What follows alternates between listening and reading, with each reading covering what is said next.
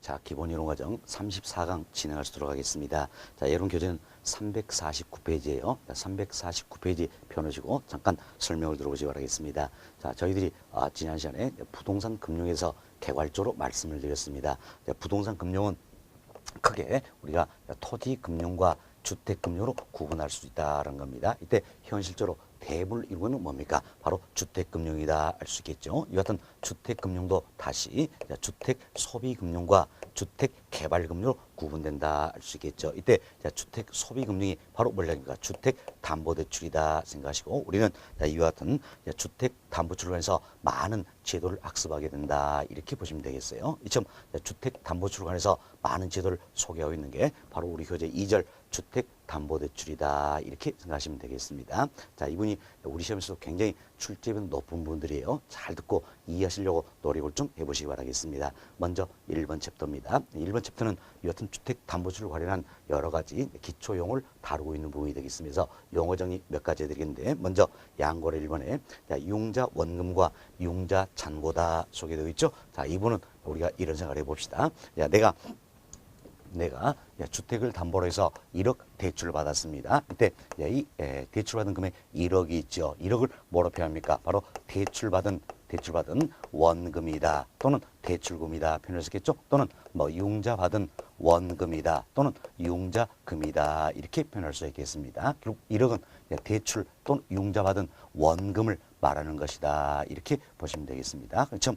대출받은 원금 1억 중에서 내가 4천만 원을 갚았다라는 이야기예요. 그럼 이때 4천만 원을 뭐라고 표현할 것인가? 이 4천만 원 갚았으니까 상환되었다 할 수 있겠죠? 상환된 원금이다 이렇게 표현합니다. 이때 이 부분 조심합시다.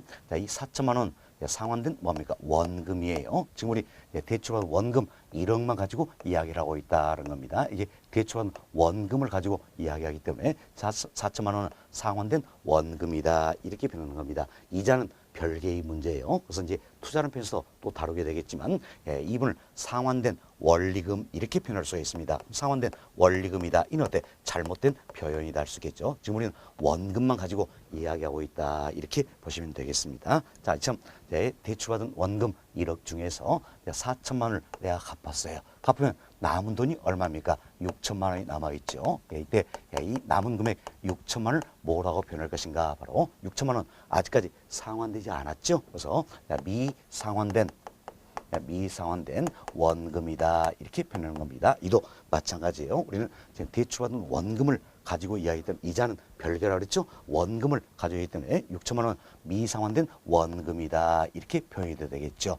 미상환된 원리금 이 표현 잘못된 표현이다 이렇게 보시면 되겠습니다. 6천만 원 미상환된 원금이다 이 생각하시고, 지금 미상환된 원금을 또 다른 말로 여러 가지로 표현할 수가 있다는 겁니다. 흔히 우리가 이제 미상환된 저당 잔금이다 이렇게도 표현할 수 있겠죠. 그리고 잔금은 잔액이다, 잔고다 이렇게도 표현할 수 있겠네요. 그래서 미상환된 저당 잔액, 미상환 저당 잔고 이렇게 표현할 수 있겠죠. 또한 이걸 줄여서 이 저당 잔금이다 이렇게도 표현합니다. 그럼 저당 잔액, 저당 잔고 이 표현도 가능하겠죠. 또 대출 받고 남아있는 금액이다 이런 의미에서 대출 잔금이다, 대출 잔액이다, 대출 잔고다 이렇게 표현할 수 있겠죠. 또 융자 받고 남아있는 금액이라 해서 융자 잔금이다, 융자 잔액이다, 융자 잔고다 이렇게 다양하게 표현할 수가 있다라는 겁니다. 그래서 이 만용을 다 외울 수는 없습니다. 이해를 하시는 게 중요한 겁니다. 중요하다 해서 이 1억은 대출받은 원금이다 또는 융자받은 원금이다 이 생각하시고, 이중 내가 4천만 원을 갚았다면 이는 상환된 원금이고 남은 6천만 원이 뭡니까? 미상환된 원금이다. 이를 다른 말로 여러 가지로 표현하고 있다 이렇게 보시면 되겠습니다. 그래서 우리 교재에서는 융자 잔고다 이 표현을 쓰고 있고, 또 우리가 앞으로 또 많이 활용하게 될 용어가 바로 저당 잔액이다 이 표현도 앞으로 우리가 많이 활용할 것이다 이렇게 보시면 되겠어요. 여튼 융자 잔고다 이 표현이면 융자 받고 아직까지 갚지 않고 남아있는 금액이다. 저당 잔액이다. 저당 받고 대출 받고 아직까지 갚지 않고 남아있는 금액이다. 이렇게 해서 이 원리를 잘 이해를 좀 해두시기 바라겠습니다. 자, 그럼 이제 교재 한번 봅시다. 교재 보시면 양괄호 1번, 동그라미 1번 보세요. 예, 차입자가 대출받은 시에 원금을 말한다. 이를 우리 교재는 뭡니까? 융자 원금이다. 이렇게 표현하고 있지요. 예, 기억번 융자 원금을 뭐 융자금, 뭐 대출 원금, 대출금이라고 한다라는 겁니다. 그 아래 얘가 나와 있지요. 한번 봅시다. 예를 들어 박문수 씨가 주택을 담보로 1억 원을 대출을 받았다면 이때 1억 원이 뭡니까? 융자 원금이다. 이렇게 표현할 수 있겠지요. 다음 동그라미 2번 봅시다. 자, 융자 원금에서 차입자가 대출 기간 중에 상환한 원금을 제하고 남은 금액을 말한다. 결국 상환한 원금을 제하고 남은 금액 이게 뭡니까? 미상환 원금이다. 이를 우리 교사는 융자 잔고 이렇게 표현하고 있는 겁니다. 자, 기억본 봅시다. 융자 잔고를 융자 잔금, 융자 잔금, 다음 융자 잔액 이렇게 표현할 수 있죠. 또한 미상환 원금이다라는 겁니다. 조심하세요. 미상환 원리금입니까? 원금입니까? 원금이다. 라고 조심하자 그랬죠. 다음 미상환 저당 잔금이다. 미상환 저당 잔액, 미상환 저당 잔고 표현할 수 있겠죠. 줄여서 이제 저당 잔금이다. 저당 잔액이다. 저당 잔고다 표현할 수가 있겠습니다. 또한 대출 잔금, 대출 잔액, 대출 잔고 이렇게도 표현할 수 있다라고 보시면 되겠습니다. 자, 그럼 니은번 예를 한번 봅시다. 예를 들어 박문수 씨가 주택을 담보로 대출받은 1억 원 중 4천만 원을 상환하였다면 나머지 6천만 원이 바로 4천만 원을 상환했다면 나머지 6천만 원이 뭡니까? 융자 잔고, 저당 잔액이 된다. 이렇게 보시면 되겠습니다. 자, 이렇게 해서 저희들은 융자 원금, 융자 잔고다. 이 같은 용어 설명을 한번 드렸습니다. 다음 양고로 2번 내용이에요. 양고로 2번은 우리가 이런 생각을 해봅시다. 내가 이 같은 주택을 담보로 해서 대출을 받고자 한다는 겁니다. 나는 이 주택을 담보로 해서 5억 이렇게 대출을 받고자 한다냐. 그럼 내가 5억 대출을 받고자 한다 해서 은행은 덥석 5억 대출가요? 그렇지는 않겠지요. 은행에서는 과연 얼마큼 대출을 있으니까 한도를 심사하게 된다는 겁니다. 즉 주택담보대출에서 심사 기준이 되는 게 있다는 겁니다. 이걸 우리가 이렇게 구분해봅시다. 주택담보대출이다. 이건 주거용 부동산이 되겠죠. 주거용 부동산의 경우 1차적으로 적용하는 게 LTV라는 걸 적용합니다. 저희들이 투자를 편에서 LTV 한번 설명드렸죠. 1차적으로 LTV를 적용하고 다음 2차적으로 DTI라는 걸 적용합니다. 그리고 3차적으로 신용도 등을 고려해서 최종적으로 대출 가능금액을 산정하게 된다. 이렇게 보시면 되겠습니다. 다음은 상업용 부동산입니다. 상업용 부동산이다. 예를 들어서 오피스 빌딩 이처럼 상업용 부동산 이와 같은 경우에도 마찬가지예요. 1차적으로 LTV를 적용합니다. 2차적으로는 DCR을 적용하는 겁니다. DCR은 우리 투자를 비해서 배웠죠. 부채 감당률이다. 이렇게 생각하시면 되겠어요. DCR은 부채 감당률이다 생각하시고 다음은 3차적으로 신용도 등을 고려해서 최종적으로 대출 가능액을 산정한다는 겁니다. 이때도 여러분께서는 1차 심사 기준과 2차 심사 기준 여기까지만 이해를 하자. 우리 시험도 마찬가지예요. 1차 심사 기준, 2차 심사 기준 여기까지만 적용해서 대출 가능액을 산정하고 있다. 이렇게 보시면 되겠어요. 그래서 이제 우리는 1차, 2차 여기까지만 살펴봅시다. 자, 주거용이다. 주택담보대출 이war에서는 1차적으로 심사 기준인 게 LTV죠. 2차적으로 심사 기준인 게 DTI라는 게 있다라는 겁니다. 그럼 이때 이제 우리가 1차, 2차 여기까지만 지금 적용을 한다 그랬습니다. 여기까지만 적용을 해보자는 거. 그러면 LTV를 기준에서 대출 가능액이 산정이 되어 있고 다음 DTI를 기준해서 대출 가능액이 산정이 된다는 이야기예요. 이 중에 높은 걸 한도로 할까요? 낮은 건 할까요? 낮은 금액을 한도로 한다 보시면 되겠어요. 왜? 금융위원도 대출에 따른 위험을 줄여보기 위해서 낮은 금액을 한도로 하고 있다. 이렇게 보시면 되겠습니다. 다음 오피스 빌딩 이 같은 상업용 부동산입니다. 그럼 상업용 부동산의 경우에도 1차적으로 심사 기준은 LTV가 되는 거죠. 2차적 심사 기준은 DCR 부채 감당률이다. 그럼 1차적으로 LTV를 기준해서 대출 가능금액을 산정하게 되어 있고 2차적으로 부채 감당률을 적용해서 대출 가능액을 산정하게 된다는 겁니다. 역시 우리가 1차, 2차 기준만 정한다면 이 중에 높은 금액, 낮은 금액, 낮은 금액을 한도로 해서 최대 대출 가능액을 산정해야 된다는 겁니다. 여튼 우리는 1차 심사 기준, 2차 심사 기준 여기까지만 고려한다 그랬습니다. 여기까지만 고려해서 1차 심사 기준을 적용해서 대출 가능액 산정했고 2차 심사 기준을 정해서 대출 가능액을 산정하게 된다는 겁니다. 이 중에 높은 거 낮은 거,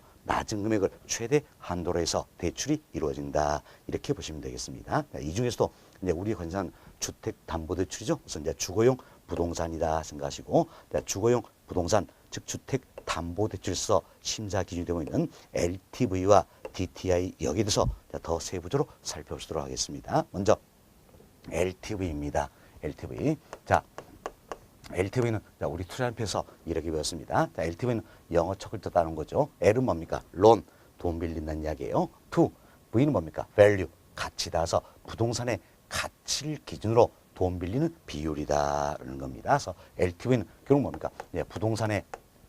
부동산의 가치를 기준으로 심사하는 방법이다. 이렇게 보시면 되겠습니다. 그래서 LTV는 자, 부동산 가치를 기준으로 돈 빌린 비율을 했죠. 아주 다양하게 표현되고 있다. 돈 빌린 비율이니까 뭡니까? 대부 비율이다. 뭐 대출 비율이다. 다음은 융자 비율이다. 저당 비율이다. 다음 담보 인정 비율이다. 이처럼 다양하게 표현이 되고 있다는 겁니다. 우리 지금 모두 출제했던 용어들입니다. 그래서 다 알아두셔야 되겠는데 다 외우는 건 어렵습니다. 그래서 이해한다는 이야기예요. 대부 비율, 대출 비율, 융자 비율, 저당 비율, 담보 인정 비율 모두가 뭡니까? 돈 빌리는 비율이다. 참 부동산의 가치를 기준으로 돈 빌린 비율을 뭐랍니까? LTV란다. 이렇게 생각하시면 되겠습니다. 자, 그럼 이때 LTV는 어떻게 산정했습니까? 부동산의 가치를 기준으로 돈 빌리는 비율이었지요. 그래서 LTV는 부동산 가치에 대한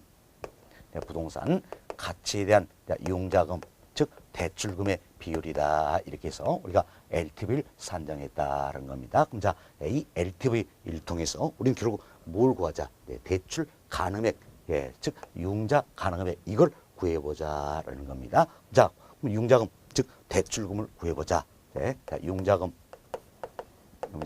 즉 대출금은 어떻게 하면 되겠습니까? 양변의 부동산 가치를 곱해주면 된다 할 수 있겠죠. 그래서 LTV 곱하기 부동산 가치다 이렇게 보시면 되겠습니다. 그래서 이제 부동산 가치를 LTV에 곱해주면 되겠다는 겁니다. 그럼 이때 우리가 이제 부동산 가치가 5억이다 가정을 해봅시다. 5억인데 LTV가 60% 적용이 된다면 곱해준 얼마입니까?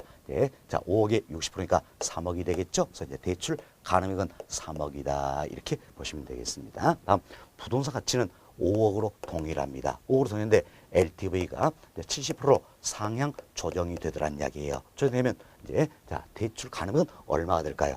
5억에 70%니까 얼마입니까? 3억 5천만 원이 된다. 이렇게 보시면 되겠습니다. 좀 부동산의 가치가 동일하더라도 LTV 이 비율이 상향 조정되면 그만큼 내가 대출 받을 수 있는 금액은 많아진다라는 걸 알 수 있겠지요. 따라서 우리 이미 배웠지만 LTV가 높아질수록 그만큼 대출 받을 수 있는 한도가 높아지기 때문에 더 많은 돈 빌려서 내가 내 집 마련하고 있죠. 그래서 주택의 수요 또는 부동산 수요는 증가한다. 이렇게 보시면 되겠습니다. 그래서 우리가 이 내용을 통해서 LTV가 상향 조정될수록 주택의 수요, 즉 부동산 수요는 증가한다 생각하시고 다음은 이 LTV를 기준으로 우리가 대출을 산정할 때는 어떻게 하시까 요령을 잘 익히자는 이야기예요. LTV는 부동산 가치를 기준으로 심사하는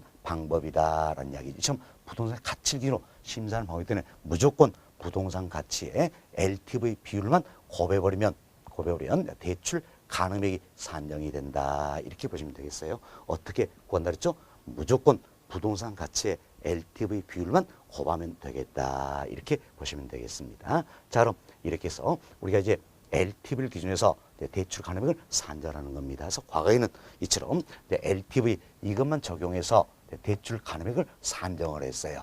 산정을 했는데 자 보세요. 이제 만약에 부동산 가치가 이 주택의 가치가 5억이에요. 5억인데 LTV가 70%가 적용이 됩니다. 그럼 이때 대출 가능은 얼마입니까? 3억 5천이다. 그럼 LTV만 기준한다면 대출 가능액은 3억 5천이다 할 수 있겠죠? 따라서 이 주택 소유자가 3억 5천 대출을 다 받았어요. 그럼 3억 5천 대출 받아서 여기저기 쓰겠지요. 그리고 몇 달 지나니까 원금 상환 이자 지불이 안 된다는 이야기예요. 그럼 은행 입장에서는 원금 상환하고 이자 지불하고 독촉장 보내겠죠. 그럼에도 불구하고 원금 상환 이자 지불이 안 되고 있는 겁니다. 그럼 은행은 이제 담보 삼았던 자, 이 주택을 경매로 넘긴다는 이야기예요. 넘겨서 자, 원금 이자 회수하고자 하겠죠. 그러나 이 절차가 어때? 쉬운 것만 아니더라. 복잡하고 시간도 많이 걸리더란 이야기예요. 그래서 은행이 고민을 해봤습니다. 아니 왜 5억짜리 이 주택을 가지고 있는 사람이 원금 상환 이자 지불 못할 것인가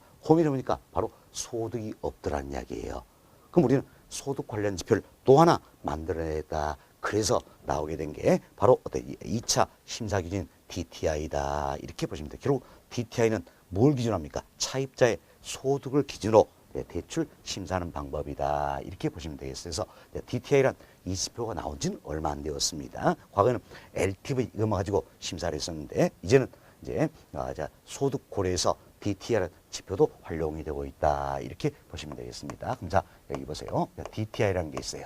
DTI는 자, 영어 적었다는 거죠. D는 뭡니까? debt, 부채라는 뜻이에요. to, I는 뭡니까? income이다. 소득이 되겠지요. 그래서 DTI는 소득 대비 부채 비율이다. 이렇게 생각하시면 되겠습니다. 소득 대비 부채 비율이다라는 겁니다. 또한 총 부채 상환 비율이다. 이렇게도 표현되는 겁니다. 그래서 이제 과거에는 우리 시험에서도 소득 대비 부채 비율이다. 이런 표현을 쓰는데 최근엔 총 부채 상환 비율이다. 이 표현을 더 많이 쓰고 있는 겁니다. 좋습니다. 자, DTI는 소득 대비 부채 비율, 총 부채 상환 비율이다 생각하시면 되겠고, 뭘 기준으로 심사하는 겁니까? 바로 차입자의 소득을 기준으로 심사하는 방법이다 보시면 되겠어요. 조금 전에 말씀드렸던 LTV가 부동산의 가치를 기준으로 심사하는 방법이라면 DTI는 뭘 기준하겠다? 차입자의 소득을 기준으로 심사하는 방법이다. 이렇게 보시면 되겠습니다. 그렇죠? 소득은 연소득도 있고 월소득도 있겠죠. 주로 연소득을 기준으로 많이 합니다. 그럼 우리가 연소득 기준에서 DTI 한번 살펴보도록 하겠습니다. DTI는 어떻게 산정이 될 것인가? 연소득을 기준한다면 연소득에 대한 연간 금융부채 원리금 상환액이다라고 표현됩니다. 연소득에 대한 연간 금융부채 원리금 상환액이다라는 겁니다. 만약에 월소득을 기준한다면 월소득에 대한 월 금융부채 원리금 상환액이다 표현되어 있겠죠. 그렇지만 일반적으로 연소득을 많이 적용하고 있다라는 겁니다. 이처럼 DTI는 소득을 기준으로 심사하는 방법이다 생각하시고, 자, 이것은 DTI를 통해서 우리가 이제 대출 가능액을 산정할 수 있겠죠. 이때는 먼저 우리가 여기서 연간 금융부채 원리금 상환액이다. 이걸 산정하게 됩니다.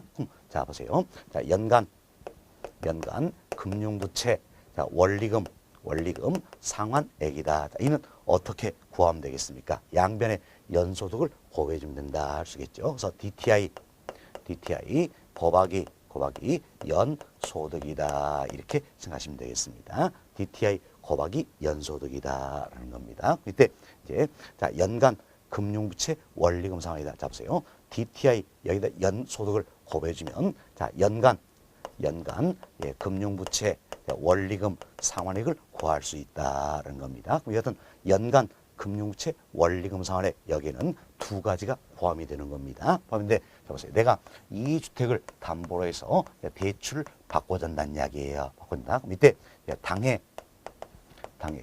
주택 담보 대출에 따른 연간 원리금 상환액이 있다는 이야기예요. 원리금 상환액. 그리고 내가 이 주택을 담보로 해서 대출 받기 전에 뭐 사업자금이다 이런 명목으로 이미 대출 받아서 쓰고 있는 금액들이 있다는 이야기예요. 이를 가리켜서 우리가 이제 기타 부채다 이렇게 이야기합니다. 기타 부채다. 그럼 이것은 기타 부채에 대해서는 연간 이자 상환액만 고려를 하는 겁니다. 연간 이자 상환액이다. 그럽니다. 자, 보세요.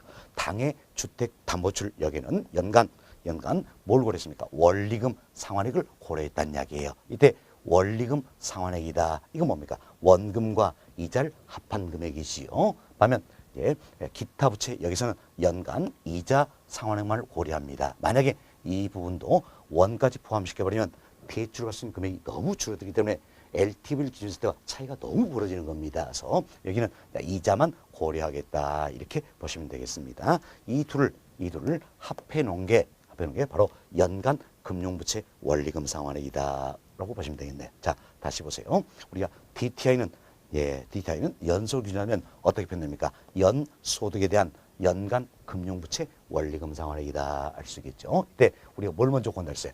연간 금융부채 원리금 상환 이걸 먼저 구하자라는 겁니다. 자, 이는 어떻게 하면 되겠어요? 양변에 연소득 고변이 되죠. 그래서 DTI 곱하기 연소득이다라는 겁니다. 지금 DTI의 연소득을 곱해주면 연간 금융부채 원리금 상환액이 산정이 되는데 이 안에는 뭐가 들어있다? 바로 당해 주택담보대출다른 연간 원리금 상환액과 그러니까 기타 부채에 따른 연간 이자 상환액 이분이 포함된 값이다. 이렇게 보시면 되겠습니다. 자, 그럼 우리가 또 예를 한번 들어봅시다. 자, 연소득이 1억입니다. 연소득이 있는데 DTI가 30%가 적용이 된다면 자, 1억에 30% 곱하니까 얼마 됩니까? 연간 금융부채 원리금 상환액은 3천만 원이다. 알 수 있겠죠? 3천만 원이다. 이 3천만 원 어떻게 구성이 됩니까? 당해 주택담보주택에 따른 연간 원리금 상환액과 기타 부채에 따른 연간 이자 상환액의 합이란 이야기죠. 만약에 내가 이 주택을 담보로 대출받고자 하는데 그 전에 대출받은 게 전혀 없다는 이야기예요. 그럼 대출받은 게 전혀 없으면 기타 부채에 따른 연간 이자 상환액이 없다는 이야기지요. 그럼 결국 당해 주택담보주택에 따른 연간 원리금 상환은 얼마 됩니까? 3천만 원이 된다 할 수 있겠죠. 그렇지만 만약에 이 택을 담보로 해서 대출받기 전에 내가 사업장 명목이다. 그래서 대출받아 쓰고 있는 돈이 있다는 이야기야. 그럼 대출받아 쓰고 있는 돈인데 이 돈에 대한 자, 1년치 이자가 1,000만 원이라는 이야기야. 이게 1,000만 원이다라고 이제 가정한다면 당해 주택담보주택에 따른 연간 원리금 상환은 얼마가 되겠어요? 바로 2,000만 원이 된다. 이렇게 보시면 되겠어. 이 둘을 합해 놓은 게 결국 어때? 3,000만 원이다. 이렇게 보시면 되겠습니다. 됐습니다. 자, 그럼 이때 잘 보세요. 이때 2,000만 원은 내가 대출을 받을 수 있는 금액입니까? 아니에요. 대출을 받고 1년 동안 원금 상환 이자 지불한 금액이다라는 겁니다. 대출 받고 원금 상환 이자 지불한 금액이다라고 생각하시면 되겠습니다. 자, 다음은 여기 보세요. 이제 이 연소득은 1억으로 동일합니다. 동일한데 DTI가 40% 상향 조정이 된다는 이야기예요. 근데 연간 금융부채 원리금 상환액은 어떻게 될 것인가? 자, 연소득의 DTI비를 곱해주면 되겠죠? 1억에 40% 곱하면 얼마 됩니까? 4천만 원이 된다. 이렇게 보시면 되겠습니다. 자, 이때도 마찬가지예요. 자, 기타 부채 이런 게 전혀 없다면 당해 주택담보주택에 따른 연간 원리금 상환액이 얼마가 되는 겁니까? 4천만 원이 되겠죠? 그렇지만 이제 기타 부채에 따른 연간 이자 상환액이 1,000만 원 있다. 가져간다는 이야기. 그럼 여기가 1,000만 원이 있다면 당해 주택담보주택에 따른 연간 원리금 상환액은 얼마가 됩니까? 3천만 원이 된다. 이렇게 보시면 되겠습니다. 자, 그럼 우리가 이제 이 내용을 통해서 자, 여기 보세요. 이처럼 연소득이 동일하더라도 DTI 비율이 상향 조정되면요. DTI 비율이 상향 조정되면 당해 주택담보대출에 따른 연간 원리금 상환의 이 크기가 커진다는 이야기예요. 이 크기가 커진다는 겁니다. 그럼 결국은 이제 뭐 대출 기간이나 대출 금리 이 같은 요인들이 다 동일하다고 하더라도 내가 1년 동안 원금 상환 이자 지불 금액이 더 많아진다는 이야기는 그만큼 대출 더 많이 받기 때문이다. 알 수 있겠죠? 생각해보세요. 대출 기간이나 대출 금리 다 동일합니다. 동일한데 1년 동안 원금 상환 이자 지불 금액이 더 많아진다는 이야기는 그만큼 대출도 많이 받기 때문이다. 이렇게 보시면 되겠어요. 따라서 우리가 이 내용을 통해서 연소득이 동일하더라도 DTI 비율이 상향 조정되면 그만큼 대출받을 수 있는 한도가 늘어난다는 걸 알 수 있겠지요. 그래서 앞서 이야기처럼 LTV가 높아질수록 주택 수요는 어때? 증가한다 할 수 있겠고, 다음 DTI 비율이 상향 조정될수록 역시 주택 수요는 어때? 증가한다는 걸 알 수 있습니다. 그래서 여러분들이 쉽게 이런 생각하세요. 자, LTV나 DTI는 모두가 어때? 주택 담보대출에서 심사 기준이 되는 것들이더라. 참 주택 담보대출에서 심사 기준이 되고 있기 때문에 LTV, DTI 비율이 상향 조정된다면 그만큼 내가 어때? 대출받을 수 있는 한도가 늘어난다는 이야기예요. 그럼 대출받을 한도가 늘어나기 때문에 당연히 주택의 수요는 어떻습니까? 증가한다. 이렇게 보시면 되겠죠. 반대로 LTV나 DTI 비율이 하향 조정된다는 이야기예요. 하향 조정되면 그만큼 대출받을 수 있는 한도가 줄어들겠죠. 그래서 주택의 수요는 어때? 감소하게 된다. 이렇게 생각하시면 되겠습니다. 됐습니다. 다시 여기 보세요. 이제 우리는 이렇게 해서 DTI를 통해서 당해 주택담보주택은 연간 원리금 상환액을 구해내는 겁니다. 그럼 이 사를 통해서 만약에 이제 연소득은 1억인데 DTI 비율이 40%다. 40%. 그럼 연간 금융채 원리금 상환액은 어때? 4천만 원이죠. 이때 기타 부채 따른 연간 이자 상환이 1,000만 원이 있다면 당해 주택담보주택은 연간 원리금 상환은 얼마입니까? 3천만 원이다라는 거죠. 이걸 찾아내는 겁니다. 자, 이걸 찾아내고 연간 원리금 상환이 있더니 매년마다 원금 상환 이자제는 크게 얼마입니까? 3천만 원 똑같다는 이야기예요. 그럼 매년마다 3천만 원씩 원금 상환 이자 지불이 이루어진다. 그래서 매년마다 원금 상환하고 이자 지불한 금액이 크게 합이 결국 어때? 3천만 원 똑같다는 이야기요. 자, 다시 보세요. 상당히 중요한 개념입니다. 자, 보세요. 연간 원리금 상환액이 당해 주택담보주택은 연간 원리금 상환액이 3천만 원 이야기는 결국 대출을 받고 매년마다 원금 상환 이자 지불한 금액의 합계가 얼마나 돼요? 3천만 원 똑같다는 이야기. 그럼 매년마다 3천만 원씩 내가 납입을 한다는 이야기예요. 그럼 어때? 자, 이 원금 합한 금액이 매기마다 똑같다 해서 원리금 균등이 되겠지요. 그래서 우리가 투자론 편에서 화폐 시간에서 이런 이야기를 했습니다. 자, 원리금 균등을 사는 방식에서 내가 대출 받았다는 이야기. 이때 대출금을 의미하는 게 바로 뭡니까? 연금의 현재 가치다 할 수 있겠죠. 우리는 이제 연금의 현재 가치다 얘기를 생각합시다. 그럼 연금의 현재 가치는 우리 어떻게 했습니까? 연금 곱하기 연금의 현재 주간 자본항수 곱해주면 된다 그랬죠? 바로 연금의 현재 가치 계수다. 이렇게 보시면 되겠습니다. 자, 이 식을 살짝 바꿨습니다. 살짝 바꿨으면 이레이 편을 쓰겠죠. 자, 연금의 현재 가치는 연금 나누기 곱하기를 나누기로 바꿔주면 뭡니까? 역수가 되겠지요. 역수. 그래서 이때 연금의 현재 지수와 역수 관계에 있는 게 바로 저당상수예요. 저당상수. 그래서 연금의 현재 가치는 연금 곱하기 연금의 현재 가치 계수다 변을 쓰겠죠. 또한 연금의 현재 가치는 연금 나누기 저당상수다. 이렇게 보시면 되겠습니다. 예, 자, 이때 연금의 현재 가치가 바로 뭡니까? 원리금 균등을 삼으시한 대출금이다 할 수 있겠죠. 대출금. 다음은 이때 연금이 바가 바로 뭡니까?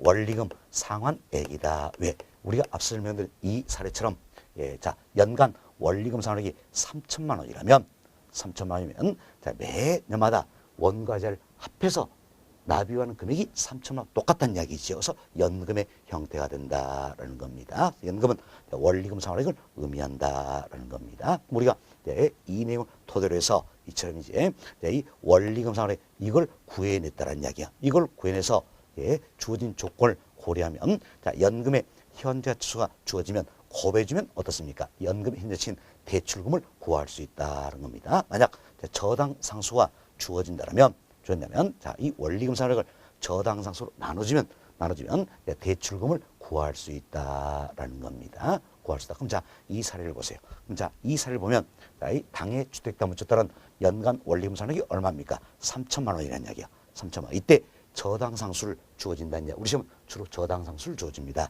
그럼 저당상수가 예를 들어서 0.1이라고 가정을 해봅시다. 그럼 저당상수가 0.1이라고 가정한다면 3천만 원. 자, 상환액이죠. 나누기 0.1 하면 얼마나 합니까? 3억이다 알 수 있겠죠. 이래서 대출금 3억 이렇게 산정한다는 겁니다. 그럼 우리는 일통에서 어땠지? DTI 기준에서 산정하면 3억이 되겠죠. 물론 우리가 자, 연소득은 1억이다. DTI 40% 적용된다. 그리고 기타 부채단 연간 예상액 1,000만 원 있다. 여튼 가정하에서 DTI를 통해서 대출 가능액은 3억이었습니다. 그리고 앞서서 우리가 이제 LTV를 통해서 대출 가능액을 산정을 해봤습니다. 자, 부동가치는 5억이고 LTV 70%가 적용되면 대출 가능액은 얼마입니까? 3억 5천만 원이다 할 수 있겠죠. 그럼 자, 결국은 LTV를 기준했을 때는 3억 5천만 원이고 DTI를 기준하니까 3억이더라. 그럼 이 둘 중에 높은 거 낮은 거? 낮은 걸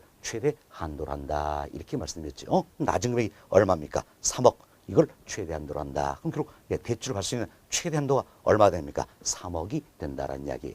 3억. 그럼 이 최대 한도가 3억이 되기 때문에 내가 어때? 2억 5천 대출 받고자 한다. 받을 수 있겠지요. 그렇지만 3억 2천 대출 받고자 한다. 받을 수 있어요? 없어요? 없죠. 대출 받으면 최대 한도는 3억이 된다. 이렇게 생각하시면 되겠습니다.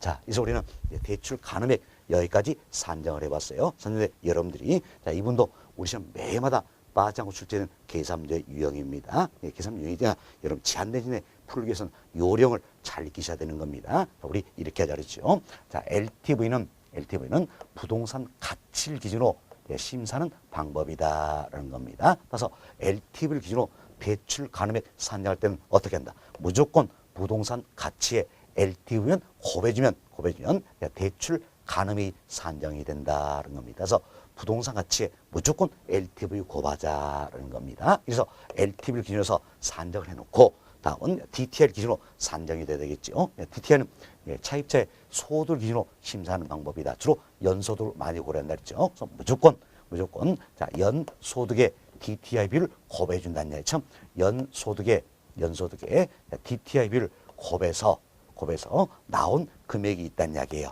이 금액에서 기타 부채에 따른 연간 이자 상환이 있다면 무조건 빼준다는 이야기예요. 빼주면 결국 당해 주택담보채에 따른 연간 원리금 상환액이 산정이 되겠지요.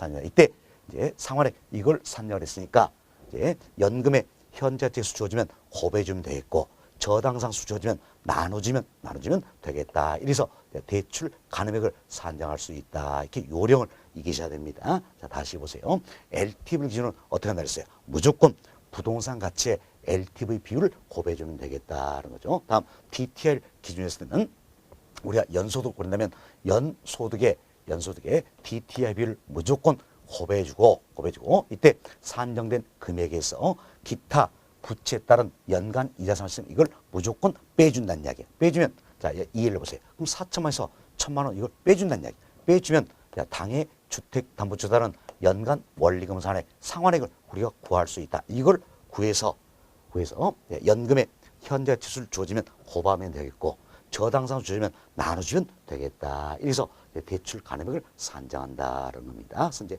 LTV를 기준으로 산정 금액과 DTI를 기준으로 산정 금액 중에 높은 거 낮은 걸 최대 한도라고 있다. 이렇게 보시면 되겠어요. 그래서 여러분들이 이분도 요령을 잘 익히셔야지 제한 대신에 풀 수 있다. 그래서 요령을 잘 익혀주시기 바라겠습니다. 잠시 뒤에 저희 교재 통해서 한 번 더 연습할 수 있도록 하겠습니다. 자, 이렇게 해서 저희들이 주택담보대출의 심사 기준이 되고 있는 LTV 그리고 DTI 이 부분을 설명을 다 드렸습니다. 교재 통해서 한 번 더 반복 학습할 수 있도록 하겠습니다. 교재 349페이지 하단을 보세요. 하단 보시면 양고래 2번 주택담보출의 심사 기준이다 소개가 되고 있죠. 자, 먼저 편과로 1번입니다. 대부 비율이다. 그래서 있죠. 대부 비율은 뭘 뜻합니까? LTV 이걸 뜻하는 거지요. 그래서 다른 말로 대출 비율, 융자 비율, 저당 비율, 담보 인정 비율 이처럼 다양하게 표현되고 있다는 겁니다. 다음 첫 번째 봅시다. 담보 부동산의 시장 가치를 중심으로 대출금을 결정하는 기준이다. 결국 LTV는 뭘 기준으로? 부동산의 가치를 기준으로 심사하는 방법이다. 이렇게 보시면 되겠습니다. 다음 주는 대부 비율이 높을수록 부동산 수요, 즉 주택 수요는 증가한다. 참 대비율 LTV가 높으면 높을수록 주택 수요는 증가한다 보시면 되겠죠. 다음 페이지 봅시다. 다음 페이지 보시면 박스 보세요. LTV는 어떻게 표현됩니까? 부동산 가치에 대한 융자금이다. 이를 통해서 우리가 융자금 대출금을 구할 수 있다 그랬죠. 요령을 익히자 해서 어떻게 구하면 됩니까? 바로 이제 이 부동산 가치 여기에다가 LTV 비율만 곱해주면 되겠다. 이렇게 보시면 되겠습니다. 다음 편괄호 2번입니다. 편괄호 2번은 총 부채 상환 비율이다. DTI 이야기하고 있는 거죠. 총 부채 상환 비율 DTI입니다. 자, 이는 다른 말로 소득 대비 부채 비율이다. 이렇게도 표현한다 그랬습니다. 그러나 최근에 더 널리 쓰는 표현이 총부채 상환 비율이다. 이렇게 보시면 되겠습니다. 자, 차입자의 소득을 중심으로 대출금을 결정하는 기준이다. 자, 이처럼 차입자의 소득을 중심으로 대출금을 결정하는 기준이다. 자, 조금 전에 LTV는 뭘 기준으로 씁니까? 부동산의 가치를 기준으로 대출금을 결정하는 기준이죠. 그렇지만 DTI는 소득을 기준으로 한다. 그래서 LTV는 부동산의 가치를 기준으로 심사하는 방법이 되어 있고 DTI는 소득을 기준으로 심사하는 방법이다라는 겁니다. 그 다음 지금 봅시다.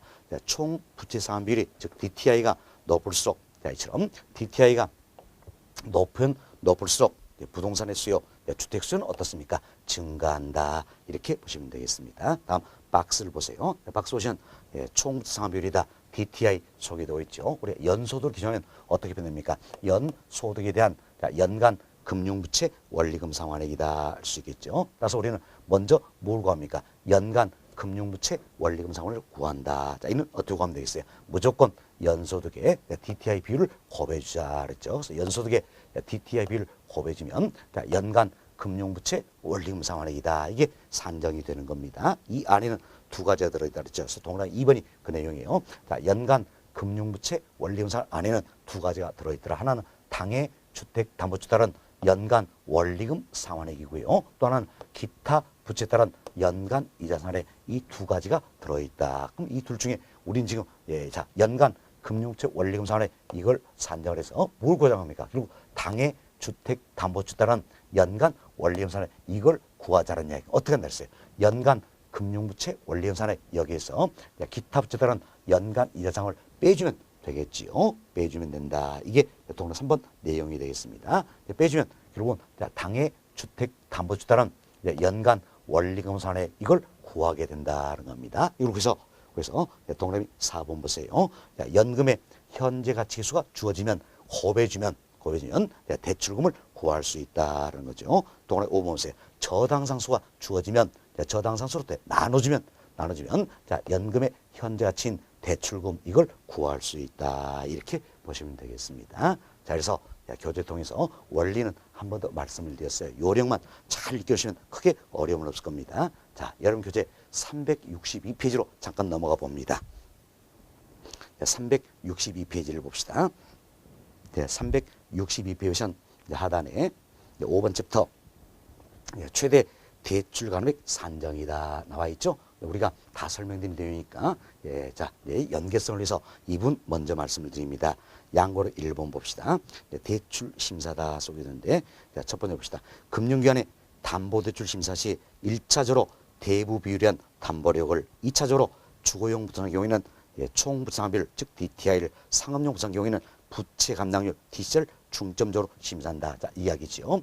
주거용이나 상업용 모두 다 마찬가지예요. 자, 주거용은 주택담보대출이다. 상업용은 오피스빌이다. 생각하시면 되겠죠? 1차적으로는 뭘 기준합니까? LTV를 기준한다. 그렇지만 2차적으로 주택담보대출은 DTI, 상업용 부채는 DCR, 부채 감당률 기준한다. 그 이야기예요. 그래서 1차적으로는 모두가 LTV가 적용이 되고 2차적으로는 기준이 달라진다는 이야기예요. 주택담보대출이다. 이때는 DTI, 상업용산 DCR 이걸 적용하겠다는 겁니다. 그리고 개인 또는 법인의 신용상태 등을 고려하여 결국 어떤지 3차적으로 신용도 등을 고려한다. 그 이야기죠. 고려하여 최종적으로 대출금을 결정한다라는 겁니다. 일반적으로 위 기준에서 가장 낮게 산정된 금액을 적용하고 있다. 결국 낮은 금액을 최대한도로 하고 있다는 겁니다. 이처럼 1차, 3차 기준 등이 있겠지만 우리는 지금까지 어때요? 이제 1차 기준과 2차 기준 여기까지만 적용하자. 그래서 특히 주택담보대출 관련해서 1차적으로 LTV, 2차적으로 DTI 적용한다. 그래서 LTV 기준으로 대출 가능액 산정하고 DTI 기준으로 대출 가능액 산정한다. 이 중에 높은 거 낮은 거, 낮은 걸 최대 한도로 하고 있다. 이렇게 보시면 되겠어서 우리는 2차 기준 여기까지만 지금 적용을 해서 이야기 드린 겁니다. 자, 그리고 이제 양거래위본 봅시다. 양거래위본은 최대 대출 가능액 산정이다. 소개가 되고 있지요. 자, 박스를 한번 봅시다. 박스 보시면 주어진 사례가 있지요. 사례, 대출비율. 자, 대출비율은 우리가 뭘 이야기합니까? 바로 LTV다 알 수 있겠죠. LTV는 뭐 대부비율, 대출비율 다양하게 표현된다 그랬습니다. 대출비율 얼마입니까? LTV. 자, 60% 적용이 됩니다. 60%. 다음 총 부채상환비율 DTI지요. DTI 40% 적용이 된다. 그리고 두 가지 대출 승기준 모두를 충족시켜야 한다. 자, 그럼 보세요. LTV 60%와 DTI 40% 이 둘 모두를 충족시켜야 된다. 이야기는 결국 뭡니까? LTV를 기준으로 산정 금액과 DTI 기준으로 산정 금액 이 중에 낮은 금액을 최대 한도로 하고 있다. 이렇게 생각하시면 되겠습니다. 자, 다음 니은 한번 봅시다. 자, 학개론식 참 이름 좋습니다. 학개론.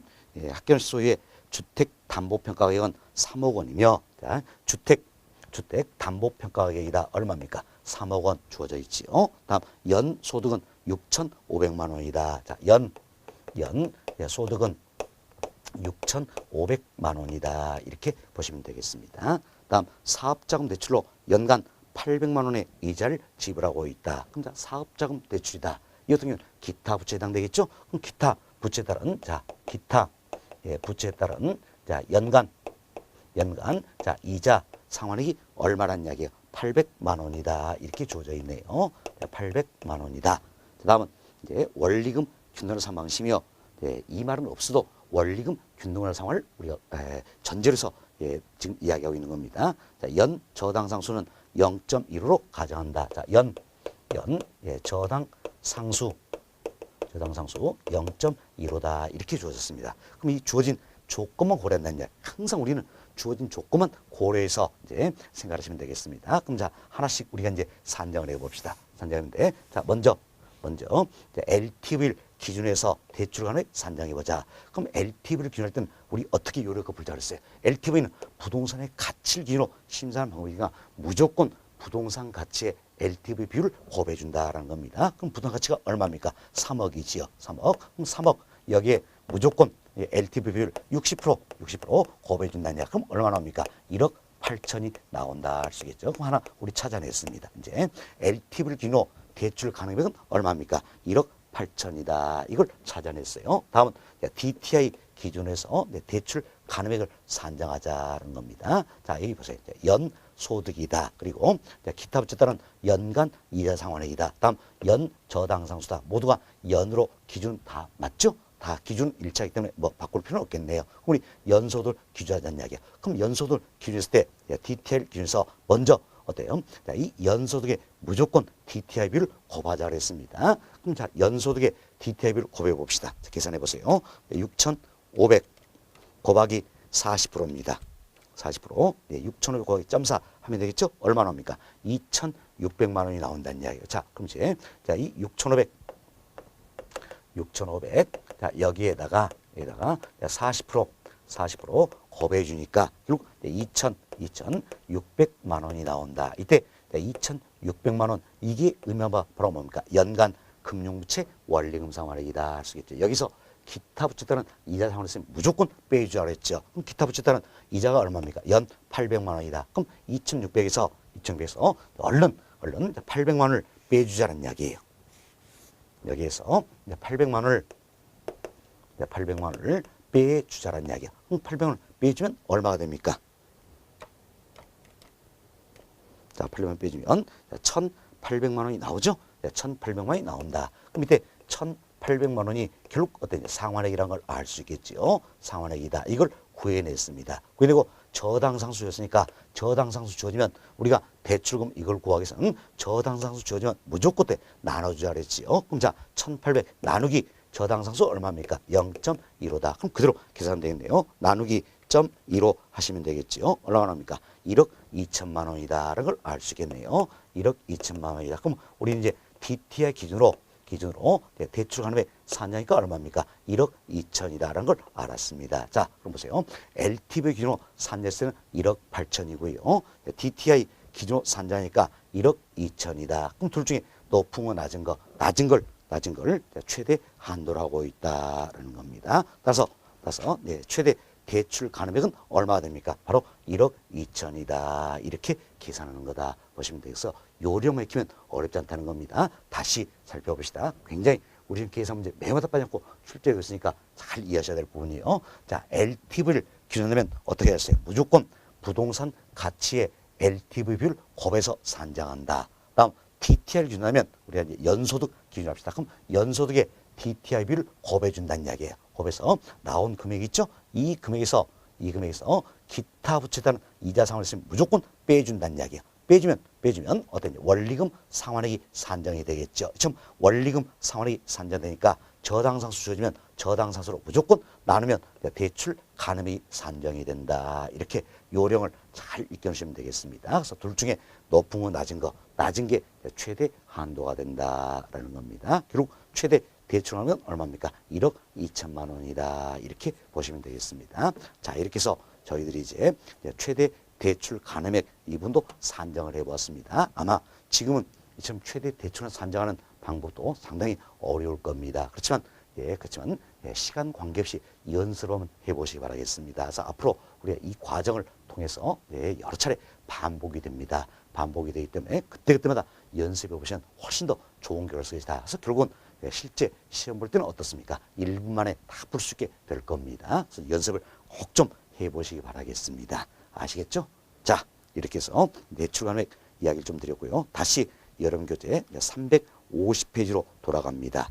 350페이지 봅시다. 지금까지 저희들은 주택담보지수 심사 기준이다. 관련된 LTV 그리고 DTI 말씀드리고 최대 대출 가능액이다. 여기까지 산정을 해보았습니다. 다음은 이제 350페이지는 양보를 3번 명목 이자율과 실질 이자율이다. 이분이 소개가 되는데 이분 간단하게 설명을 드립니다. 자,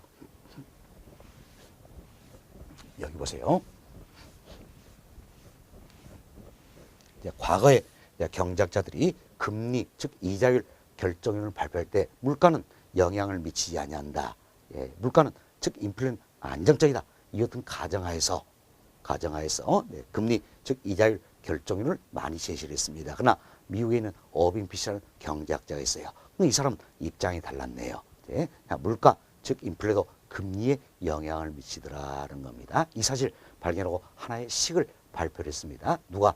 미국의 경제학자인 어빙 피셔다라는 겁니다. 그래서 발견 학자의 이름을 따서 우리가 이제 피셔 방정식이다 이렇게 이야기하는 겁니다. 피셔 방정식이다. 그런데 피셔 방정식 여긴다면 자, 명목 이자율은 실질 이자율의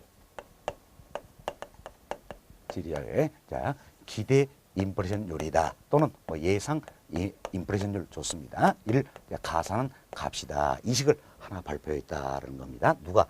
미국 경제학자인 어빙 피셔가 발표해서 피셔 방정식이다. 이렇게 표현합니다. 근데 이자율은 금리 같은 말이 되겠죠. 그래서 앞으로 우리가 줄여서 금리 이렇게 표현할 수 있겠습니다. 자, 그럼 우리가 이런 합시다. 실질 이자율이 2%로 일자다 가져가자는 이야기예요. 가져간데 예상된 인플레가 3%입니다. 3%. 이걸 더해주면 명목 이자율은 몇 프로가 됩니까? 5%가 된다 할 수 있겠지요. 근데 실질 이자율은 2%로 일정합니다. 일정한데 이 인플레율이 5%라면 자, 명목 이자율은 몇 프로가 됩니까? 7%가 되겠지요. 이점 실질 이자율이 일정하다는 가정하에서 자, 인플레율이 2% 상승했네요. 그럼 인플레율이 2% 상승하니까 명목 이자율도 정확히 얼마입니까? 2% 상승을 하게 된다는 겁니다. 결국 인플레율이 변한 만큼 자, 명목 이자율도 변하게 된다는 겁니다. 무엇 때문입니까? 바로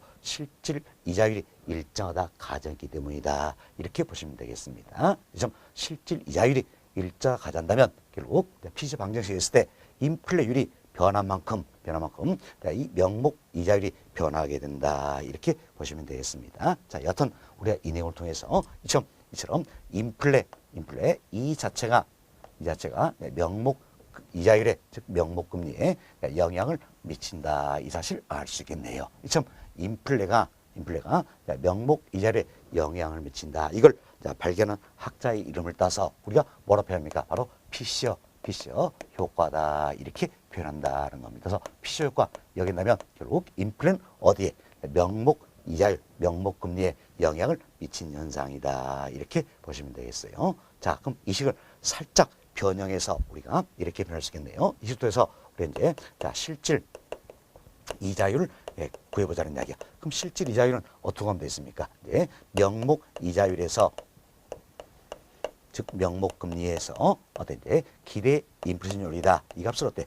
이 값을 빼주면 실질이자율, 실질금리를 구할 수 있다는 겁니다. 결국 우리가 이 내용을 통했을 때 인플레가 반영된 후에 이자율 이게 뭡니까? 명목 이자율, 명목금리다. 다음은 인플레가 반영되기 전에 이자율이 실질 이자율, 실질금리다. 이렇게 보시면 되겠습니다. 그래서 앞으로 여러분들 이제 방송 매체 통해서 들어보실 때도 명목 이자율, 실질 자주 나옵니다. 자, 근데 명목 이자율은 뭡니까? 인플레가 반영된 후에 이자율 금리다. 그래가지고 실질 이자율은 인플레가 반영되기 전에 금리다. 이렇게 생각하시면 되겠습니다. 우리가 이 내용을 학습한 이유도 있지요. 바로 앞으로 또 이야기했지만 고정금리 주택담보대출에서 주로 적용되는 게 대출금리가 바로 피셔 방정 시한 명목이자율, 명목금리를 많이 활용하고 있다는 겁니다. 그래서 우리가 피셔 방정식도 배우게 된다는 거면서 우리 다음 시간에 이제 고정금리 주택담보대출 이야기 드릴 겁니다. 이때 적용된 대출금리가 주로 피셔 방정 시한 명목이자율, 즉 명목금리를 활용하고 있다는 겁니다. 그래서 우리가 이제 이런 내용을 배우게 된다 생각하시고 교재 간단히 살펴봅시다. 자, 여러분 교재 봅시다. 양골 3번, 펜과로 1번이에요. 실질 이자율이 일자다 가정하에 이처럼 실질 이자율이 일정하다는 가정하에 기대 인플레이션율이 변하면 기대 인플레이션율이 변했죠? 변하면 명목 이자율도 같은 폭으로 변하는 현상을 수식으로 표현해 놓은 것이 바로 뭡니까? 이 식이 되겠죠? 이 식이 된다. 이를 그 줄 보세요. 끝부분 피셔 방정식이라고 한다. 그래서 박스 보시면 명목 이자율은 어떻게 변합니까? 실질 이자율의 기대 인플레이션율을 가산한 값이다. 가산 뭡니까? 더해준 값이다. 라는 이야기. 실질 이자율이 일정하다 가정한다면 결국 이 인플레율이 변한 만큼 명목 이자율도 변하게 된다는 걸 알 수 있겠죠. 물론 실질 이자율이 변해버린다면 내용은 또 달라질 거예요. 그러나 실질 이자율이 일정하다는 가정하에서는 인플레율이 변한 만큼 명목 이자율도 변하게 된다. 이렇게 보시면 되겠습니다. 그리고 박스의 그 아래 식을 보세요. 자, 우리가 이 식을 통해서 실질 이자율 구할 수 있겠죠. 실질 이자율은 어떻게 합니까? 명목 이자율에서 기대 인플레이션을 빼준 값이다라는 겁니다. 그래서 동화 1번 명목 이자율은 인플레이션을 고려한 이자율이다. 결국 인플레가 반영된 이자율이 뭡니까? 명목 이자율, 명목금리다 생각하시면 되겠죠. 동화 2번 인플레이션이 없는 상태의 이자율로 대출자가 실제로 얻고자 하는 이자율이 바로 뭡니까? 실질 이자율, 실질 금리가 된다. 이렇게 보시면 되겠습니다. 다음 페이지 편과로 2번 봅시다. 첫 번째 그 부분 보세요. 자, 기대 인플레이션 상승하면 명목 이자율이 상승 현상이다. 즉 기대 인플레이션율이 명목 이자율의 이처럼 기대 인플레이션율이다. 인플레가 명목 이자율, 명목 금리에 이렇게 영향을 미치게 된다는 이야기야. 이걸 발견학자 이름을 따서 우리가 뭐라고 했습니까? 피셔 효과다. 이렇게 표현했다 보시면 되겠습니다. 자, 이렇게 해서 저희들이 이제 명목 이자율과 실질 이자율이다. 여기서도 정리를 다 해드렸습니다. 자, 이렇게 해서 저희는 1번 챕터 나와 있는 주택담보대출 관련 기초용어다. 여러 개를 살펴드렸습니다. 먼저 융자 원금, 융자 잔고에 대해서 이야기 드렸죠. 융자 원금은 대출받은 원금이 되겠고 융자 잔고는 뭡니까? 대출받은 원금 중에서 아직까지 상환하지 않고 남아있는 금액이다. 그래서 우리가 다른 말로 저당 잔액이다. 이렇게 표현 많이 한다 그랬습니다. 다음은 주택담보대출에서 심사 기준이 되고 있는 LTV와 DTI 두 가지를 학습을 했죠. 이를 통해서 최대 대출 가능액도 산정해 보았습니다. 다음은 명목 이자율과 실질 이하에서 학습을 했습니다. 그래서 이번 시간 여기까지 말씀을 드리고 다음 시간에는 주택담보대출에 적용되는 고정금리와 변동률에서 이야기 드리도록 하겠습니다.